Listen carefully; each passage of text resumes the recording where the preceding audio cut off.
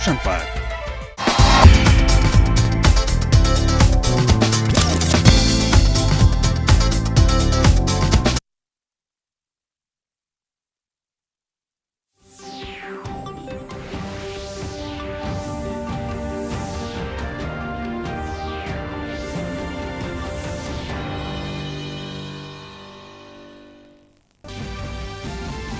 वजीर आजम ने आज उत्तर प्रदेश के बलरामपुर में 9,800 करोड़ रुपए की लागत के सरयू नहर कौमी प्रोजेक्ट का किया इफ्तिताह। वजीर आजम ने कहा, सरयू प्रोजेक्ट पर गुज़श्ता 5 दहाइयों से ज्यादा काम गुज़श्ता 5 बरसों में हुआ। यह है डबल इंजन सरकार के काम की रफ्तार।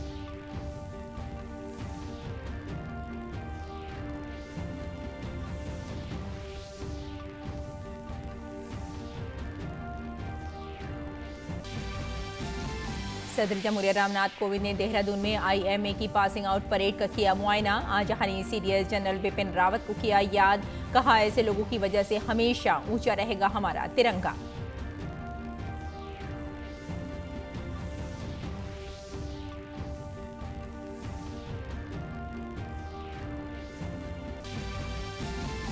किसान तहरीक खत्म होने के बाद आज से अपने घरों को वापस हो रहे हैं किसान। दिल्ली की मुख्तलिफ सरहदों से किसानों की वापसी जारी। तकरीबन साल भर से जारी था किसानों का मुजाहरा।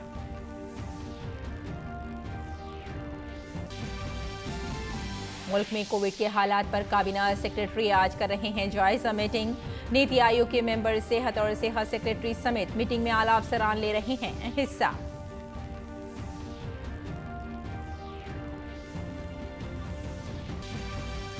और थाईलैंड में जारी एशियाई रोइंग चैंपियनशिप में भारतीय कुश्तीबानों का शानदार मुजाहरा।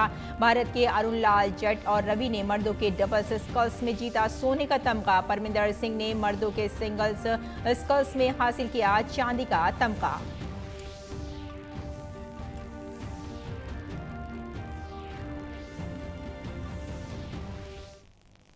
आदाब नाज़रीन, खबरनामे में आपका इस्तकबाल है। मैं हूं आपके साथ रेशमा फारूकी।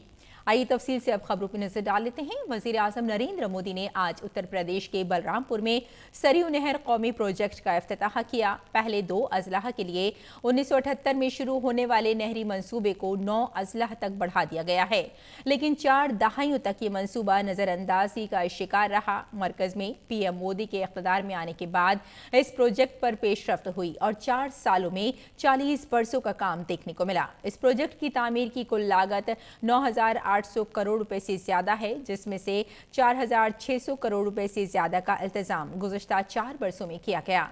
इस मंसूबे में 5 दरियाओं घाघरा, सरयू, राप्ती, बाणगंगा और रोहनी को आपस में जोड़ने का भी इल्तिजाम किया गया है, ताकि इलाके के लिए आबी वसाइल के मुनासिब इस्तेमाल को यकीनी बनाया जा सके। मशरक़ी उत्तर प्रदेश के 6,000 से ज्यादा देहातों के किसान इससे मुस्तफिद होंगे।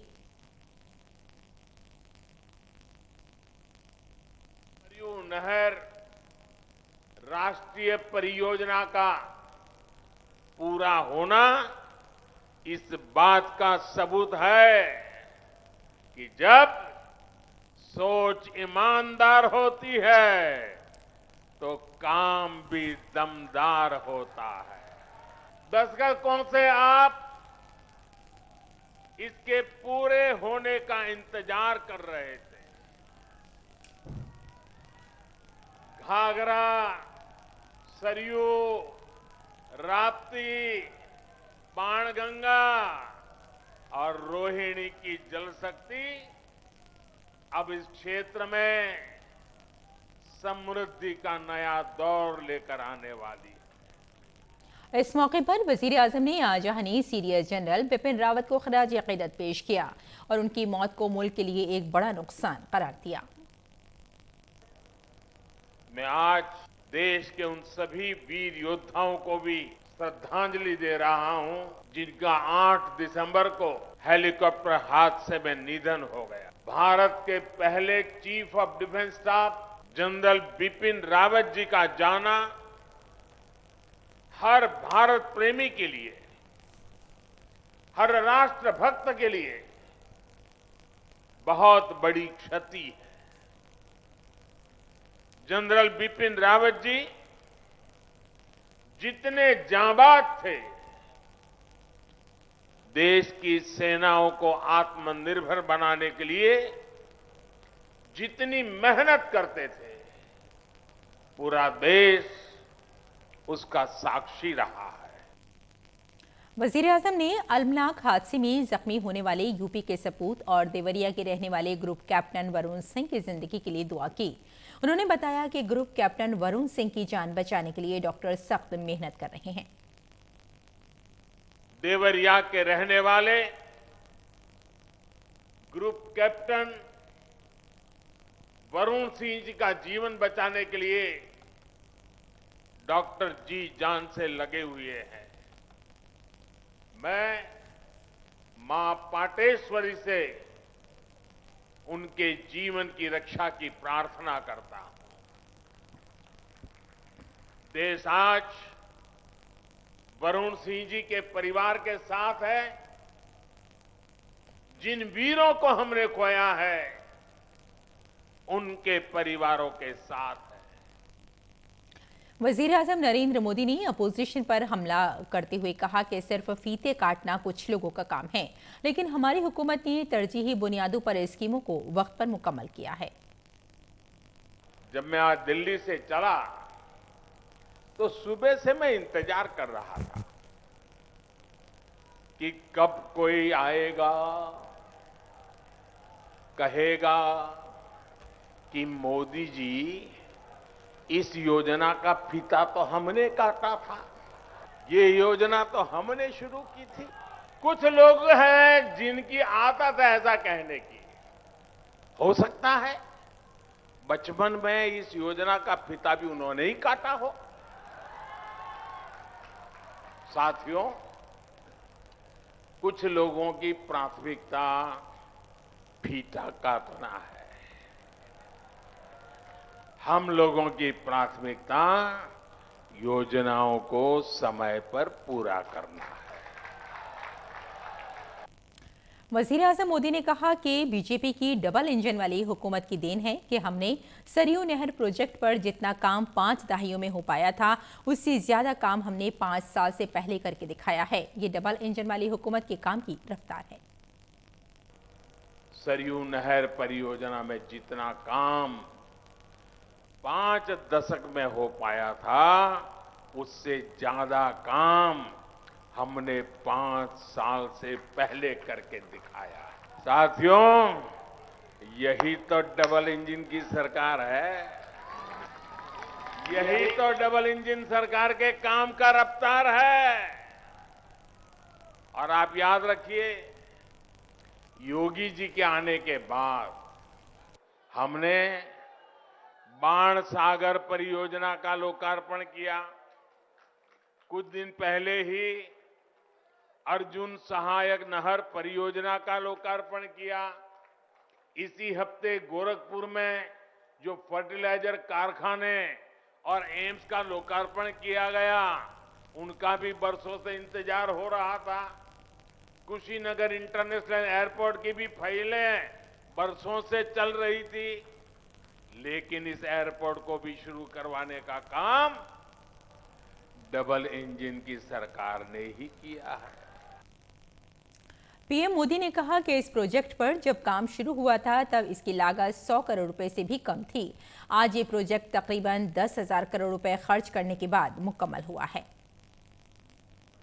पहले की सरकारों की लापरवाही की 100 गुना ज्यादा कीमत इस देश को चुकानी पड़ी है। अगर मेरे किसान के पास पानी होता, पिछले 25-30 साल में पानी उसके पास पहुंचा होता, तो वो सोना पैदा करता कि नहीं करता, देश का खजाना भर देता कि नहीं भर देता, अपने बच्चों की शिक्षा दीक्षा अच्छी कर पाता कि नहीं कर पाता। भाइयों बहनों, दशकों से इस देरी की वजह से मेरे यहां के किसान भाइयों बहनों का भी अरबों खरबों रुपयों का नुकसान हुआ है। पीएम मोदी ने कहा कि काबीना ने केन बेतवा नदी लिंक प्रोजेक्ट को मंजूरी दे दी है। इस प्रोजेक्ट के मुकम्मल होने पर बुंदेलखंड के इलाकों को काफी फायदा होगा। केन बेतवा लिंक परियोजना भी है। सालों से इस परियोजना की मांग हो रही थी। अभी 2-3 दिन पहले ही कैबिनेट ने इस परियोजना को स्वीकृति दे दी है और इस पर 45,000 करोड़ रुपए खर्च किए जाएंगे। ये उत्तर प्रदेश को इतनी बड़ी सौगात मिल रही है, 45,000 करोड़ रुपए खर्च किए जाएंगे। ये परियोजना बुंदेलखंड को जल संकट से मुक्ति दिलाने में बड़ी भूमिका निभाएगी। सरयू नहर कौमी प्रोजेक्ट के इफ्तिताही तकरीब से खिताब करते हुए उत्तर प्रदेश के वजीर आला योगी आदित्यनाथ ने कहा कि उत्तर प्रदेश में आबपाशी के 18 में से 17 प्रोजेक्ट मुकम्मल हो चुके हैं, जिससे 22 लाख हेक्टेयर अराजी की सैराबी का नज़्म हुआ है। उत्तर प्रदेश की जिन 18 परियोजनाओं को इसके लिए चयन किया गया था, उनमें से 17 परियोजनाएं पूरी हो गई हैं और 17 परियोजनाओं को पूरा होने के साथ उत्तर प्रदेश में 22 लाख हेक्टेयर भूमि को सिंचाई की सुविधा प्राप्त हो रही है। ये तब संभव हो पाया जब प्रधानमंत्री मोदी जी ने प्रधानमंत्री कृषि सिंचाई की योजना लागू करके पैसे की कमी कहीं नहीं आड़े आने दी और किसानों की आमदनी को दुगना करने के लक्ष्य को लेकर के आगे बढ़े। आज उसका परिणाम हम सबके सामने है। और सदर जमहूरिया रामनाथ कोविंद ने आज देहरादून में इंडियन मिलिट्री एकेडमी में पासिंग आउट परेड का मुआयना किया। परेड में भारत और बैरून मुल्क से 387 कैडेट्स ने हिस्सा लिया। इन कैडेट्स में से 319 भारतीय हैं, जबकि 68 कैडेट्स 8 दोस्त ममालिक अफगानिस्तान, भूटान, श्रीलंका, नेपाल, मालदीव, म्यांमार, तंजानिया और तुर्कमेनिस्तान के हैं।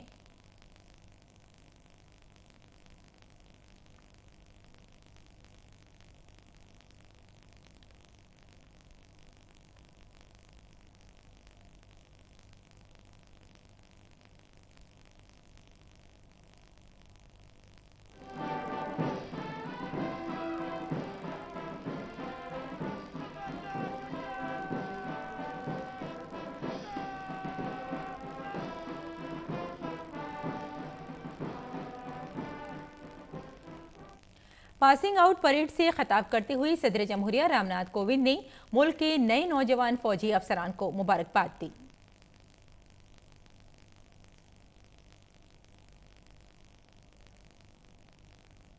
I once again congratulate you on the successful completion of your training at the IMA and wish you a very bright future marked by success and glory. On this occasion, let us recall the iconic status acquired by one of the many illustrious alumni of the Academy, General Bipin Rawat, who by dint of his hard work emerged as the role model of solidarity, conduct for the future generation. सदर ने CDS general Bipin Rawat को याद किया और फौजी मैदान में उनके गैर मामूली किरदार की तारीफ की। We gather here today when the nation is yet to come out of the shock of the untimely demise of General Bipin Rawat, the Chief of Defence Staff. As you know, 12 others, including General Rawat's wife, Srimati Madhulika Rawat ji, were also killed in the chopper crash. General Rawat was an extraordinary military leader, and his death creates a void that cannot be filled. सदर जमहूरिया ने नौजवान फौजी अफसरान पर जोर दिया कि वो खुद को कौम की खिदमत के लिए वक्फ कर दें। सदर ने कहा कि ये तरबियत नौजवान फौजी अफसरान को मुस्तकबिल के चैलेंजों से निपटने में मदद फराहम करेगी। और किसानों की तहरीक खत्म करने के ऐलान के बाद आज से दिल्ली से मुल्हक़ सिंघू बॉर्डर, गाजीपुर बॉर्डर समेत तमाम मकामात से किसानों की घर वापसी शुरू हो गई है। संयुक्त किसान मोर्चा ने आज से एहतिजाजी मकाम हासिल करने का ऐलान किया था। 15 जनवरी को संयुक्त किसान मोर्चा की एक जायजा मीटिंग होगी। किसान तकरीबन 1 साल से एहतिजाज कर रहे थे।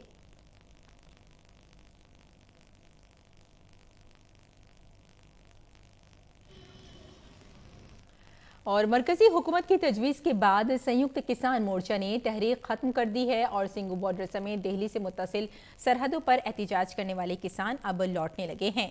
किसानों के चेहरों पर घर जाने की खुशी साफ जाहिर हो रही है। पंजाब और हरियाणा से आए किसान अपने घरों को लौट रहे हैं। इसी दरमियान किसानों ने वजीर आजम समेत मरकजी हुकूमत का शुक्रिया अदा किया है। इससे किसानों को जहां राहत मिलेगी, वहीं जाम सड़कों के खुल जाने से मकामी बाशिंदों को आमदोरफ्त में आसानी होगी। इसका जायजा लिया हमारे नुमाइंदे चंद्रशेखर ने। संयुक्त किसान मोर्चा के आह्वान के बाद ही इसका आंदोलन को स्थगित किया जाता है। तमाम किसान जो हैं, जो सिंघू बॉर्डर पर थे और जो अन्य स्थानों पर थे, वो अब घर वापसी की तरफ जाने को तैयार हो गए हैं। कुछ हरियाणा से आए थे और कुछ जो पंजाब से आए हुए संगठन थे, जो किसान थे, वो वापस जा रहे हैं। और 15 तारीख तक लगभग जितने भी टोल प्लाजा पे लोग बैठे हुए थे या बॉर्डर्स पे जो लोग बैठे हुए थे, वो अपनी जगह को खाली कर देंगे। घर जाने की तैयारी है, बस हो रहा है, सब टूट रहा है। बस यही है कि हमें खुशी है अभी इस बात की कि जो मंत्री जो भी है ना, वो मान गए तो बहुत खुशी हो रही है हमें। घर जाके आड़े ही लेके चले, सारा जगाड़ पुल ਦਾ ਹੀ ਫਿੱਟ ਕਰਨਾ ਭਾਵੇਂ ਜਿੰਨਾ ਦਿਨ ਮਰਜ਼ੀ ਲੱਗ ਜਾਣ।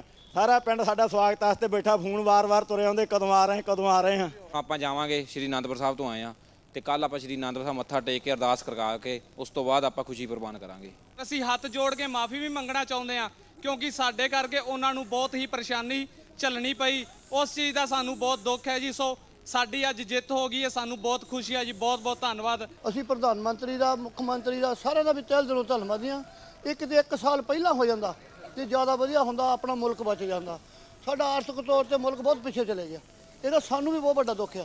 जो भावना उन्होंने जाहिर की ना कि अपने एक परिवार की तरह, एक बड़े सदस्य की तरह किसानों के प्रति, तो हम उनके प्रति इस तरह है कि जैसे कि राष्ट्र के आप शासक के तौर पे हम उनको मानते हैं भाई। जैसा विभाग घर का बड़ा होता है, तो जैसे आप ये मान लें कि हमारे राष्ट्र के मोदी जी जो कर रहे हैं ना राष्ट्र हित में, वो सबसे सर्वोपरि और हर किसान हृदय से आभारी है। हम माननीय प्रधानमंत्री का इस बात पर धन्यवाद भी करते हैं और स्वागत भी करते हैं। उन्होंने किसानों की हालत समझी और ये बिल वापसी लेने का काम किया। उन्होंने महान कार्य किया, हम उसका धन्यवाद भी करते हैं और स्वागत भी करते हैं। एक बड़ी राहत न सिर्फ इन किसानों के चेहरे पर देखने को मिल रही है, खुशी देखने को मिल रही है कि वो अपने घर जा रहे हैं, अपनों से मिलने जा रहे हैं और अपने काम जो अटके पड़े थे उसको करने के लिए वो तरीके से जा रहे हैं। बल्कि ये जो रोड था, ये जो हाईवे था, जिसके कारण आम लोगों को जो कष्ट हो रहा था, समस्या जो हो रही थी, जो दिक्कतें आ रही थी, तमाम ऐसी जगहों पर जहाँ पर किसान संगठन बैठे हुए थे, अब वहाँ पर भी आवाजाही स्मूथली चल जाएगी और लोगों को भी किसी प्रकार की कोई समस्या नहीं उठानी पड़ेगी। ये एक बड़ी पहल जो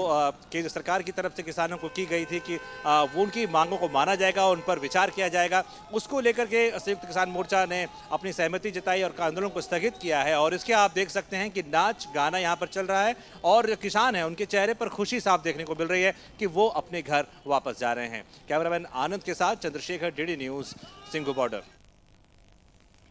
कोविड-19 की एक नई शक्ल ओमिक्रॉन की आमद के बाद से निगरानी का काम तेज हो गया है। काबीना सेक्रेटरी आज कोविड-19 की सूरत हाल पर जायजा मीटिंग कर रहे हैं। इस मीटिंग में नीति आयोग के अरकान, मरकजी सेहत सेक्रेटरी समेत हुकूमत के आला अफसरान शिरकत कर रहे हैं। इससे कबल वजारत सेहत ने कहा था कि मुल्क में ओमिक्रॉन वेरिएंट के 25 मामला दर्ज हुए हैं और सभी में हल्के अलामात हैं। Indian council of medical research के director general doctor Balram Bhargava ने कहा कि फिलहाल कोविड-19 के मरीजों के इलाज के तरीक़ाकार में कोई तब्दीली नहीं की गई है। उन्होंने कहा कि 5% से ज़ायद मामलात रिपोर्ट होने के बाद ज़िलाई सतह पर पाबंदियां नाफिज की जाएंगी। ओमिक्रॉन की रोकथाम के लिए मुसलसल चौकसी बरती जा रही है। साथ ही बेंगलुरु हवाई अड्डे पर आने वाले मुसाफिरों की कोरोना स्क्रीनिंग की जा रही है। दरियासना गुजरात के जामनगर में ओमिक्रॉन वेरिएंट के 2 मामलात दर्ज हुए हैं। कोविड-19 की नई शक्ल ओमिक्रॉन के बारे में तशवीश दुनिया के दीगर ममालिक के साथ भारत में भी बरकरार है। वजारत सेहत ने इससे निपटने के लिए रियासतों को रहनुमा खतूत जारी किए हैं। कोविड-19 की इस नई शक्ल के फैलाव को रोकने के लिए खुसूसी चौकसी इख्तियार की जा रही है। और दारुल हुकूमत दिल्ली में हवा का मयार आज भी खराब हालत में है। System of air quality and weather forecasting and research के मुताबिक दिल्ली का एयर क्वालिटी इंडेक्स 310 रिकॉर्ड किया गया। सफ़र का अंदाज़ा है कि आने वाले दिनों में भी हवा का मयार इंतहाई ख़राब ज़ुमरे में रहेगा।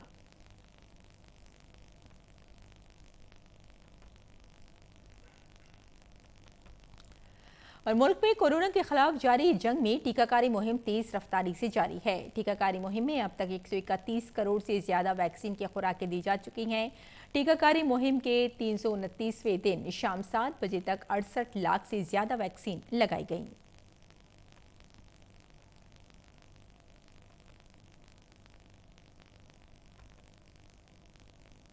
हुकूमत के कोरोना के खिलाफ सख्त इक़दामात के बेहतर नताइज सामने आ रहे हैं। वज़ारत सेहत और ख़ानदानी बहबूद के मुताबिक मुल्क में गुज़िश्ता 24 घंटों में कोरोना के 7,992 नए मामलात सामने आए हैं। इसके साथ ही गुज़िश्ता 24 घंटों में 9,000 से ज़ायद अफराद कोरोना से सेहतयाब हुए हैं, जिसके बाद मुल्क में सेहतयाबी की शरह 98.36% हो गई है। और दुनिया भर में कोरोना वबा से अब तक 26 करोड़ 93 लाख से ज़ायद अफराद मुतासिर हो चुके हैं। कोरोना इन्फेक्शन की वजह से अब तक 53 लाख 10 हज़ार से ज़ायद अफराद की मौत हो चुकी है। हालांकि इलाज के बाद दुनिया भर में 24 करोड़ 22 लाख से ज़ायद अफराद सेहतयाब हो चुके हैं। कोरोना से सबसे ज़्यादा मुतासिरा ममालिक में अमरीका सरफ़हरिस्त है। अमरीका में कोरोना इन्फेक्शन के कुल मामलों की तादाद 5 करोड़ 6 लाख से ज़ायद है। अमरीका में कोरोना की वजह से मरने वालों की तादाद 8,17,000 से ज़ायद है।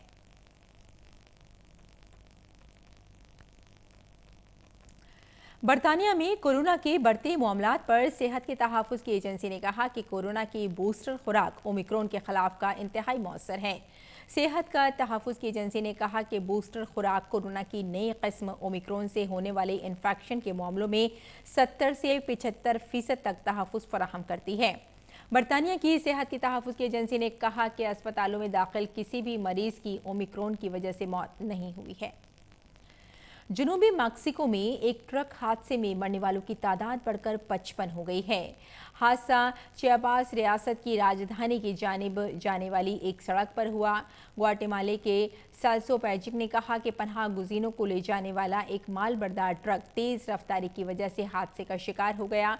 वहीं मैक्सिको के सदर ने हादसे में मारे जाने वाले अफराद के तई ताज़ियत का इज़हार किया है।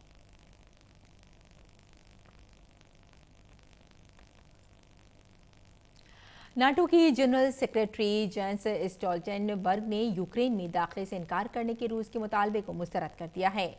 नाटो के जनरल सेक्रेटरी ने कहा कि यूक्रेन के साथ नाटो के ताल्लुकात कई तरह से उस्तवार हो रहे हैं। इससे पहले रूस की वजारत खारजा ने कहा था कि नाटो को बाज़ाब्ता तौर से 2008 की एलामिया को मनसूख कर देना चाहिए, जो जॉर्जिया और यूक्रेन के लिए नए दरवाजे खोल रहा है।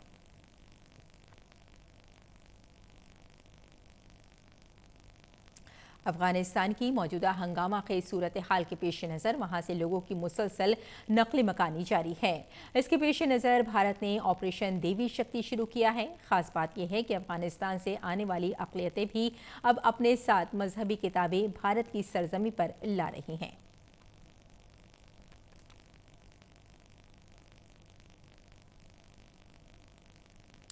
इंसानी हकूक़ के आलमी दिन पर अमरीका ने जुमे को चीन, म्यांमार, शुमाली कोरिया और बांग्लादेश के 15 अफराद और 10 कंपनियों पर इक़्तिसादी और सफरी पाबंदियों का ऐलान किया है। महकमा ख़जाना की जानिब से किए गए एक ऐलान में एक चीनी कंपनी पर भी सरमायाकारी की पाबंदियाँ आयद की गई हैं।